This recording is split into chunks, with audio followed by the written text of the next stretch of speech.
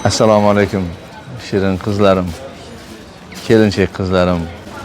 Alloh taolo ne'mat berdimi? Og'ir oyoq bo'ldingizmi? Homilalik bo'ldingizmi? Muborak bo'lsin.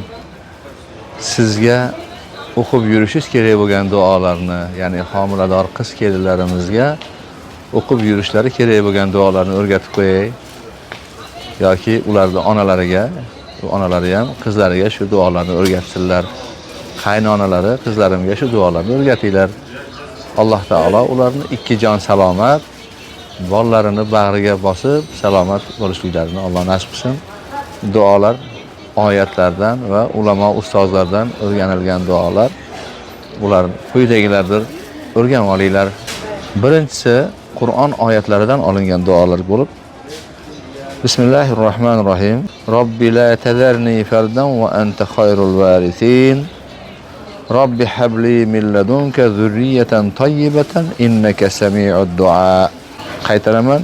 Robbi la tazarni fardan va anta khayrul varithin. Robbi habli min ladunka zurriyatan tayyibatan innaka sami'ud du'a.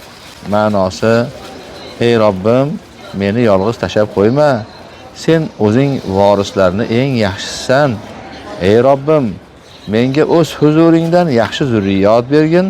Albatta sen duolarni eshituvchisan. Yoki duo mana bu duodir. Allohumma ihfazni wahfaz janini va yassir viladati waj'al waladi solihan mubarakan. Qaytaraman. Allohumma ihfazni wahfaz janini va yassir viladati waj'al waladi solihan mubarakan. Ma'nosi: Allohim, meni va qornimdagi bolamni o'zing asragin. Tug'rug'imni oson qilgin va farzandimni solih, barakali qilgin. Yoki yana bir duo. Allohumma hawwin alayya hamli va viladati wahfazni va waladi min kulli su'in. Qaytaraman. Allohumma hawwin alayya hamli va viladati wahfazni va waladi min kulli su'in. Ma'nosi: Allohim, homilamni ham tug'rug'imni ham oson qilgin menga. Meni va bolamni har qanday yomonliklardan saqlagin. Va Alloh taolo taqdir qilgan o'sha kun, yengillash kuni yaqinlashgan sari ba'zan qizlarimizda qo'rqinch paydo bo'ladi. Ana shu paytda o'qiladigan duo quyidagidir. Hasbiyallohu la ilaha illahu alayhi tawakkaltu.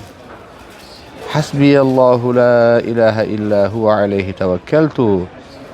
Menga Allohning o'zi kifoya, undan o'zga iloh yo'q, men unga tavakkal qildim. Qizlarim, eson-omon yengillab bolanglarni bag'ringlarga bosinglar.